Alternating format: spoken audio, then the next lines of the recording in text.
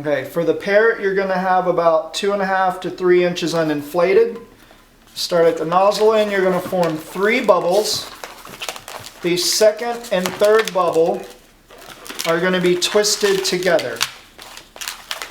Then you can let go. This is the parrot's brain, the parrot's eyes. You're going to make about a 6-inch bubble for the top part of the beak. Fold this under like you're going to make a pair of legs, but this I pull so that it gives the top a curl a little bit, and then I reach over and around.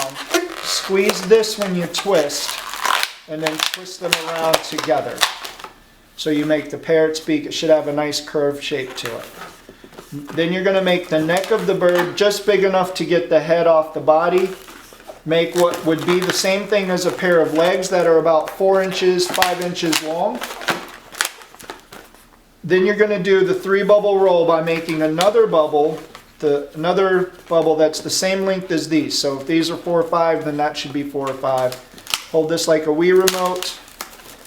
Push it down. Use these fingers on both hands. Grip these 2 bubbles. Roll them over that third one. Once you get it over, you need to pull this down. Pull the head forward and up. Then I make a pair of legs that are about 2.5 inches apiece. And this is the bird's feet. You can actually use this and help it pinch on somebody's shirt and stuff by pulling the shirt through so it'll sit up.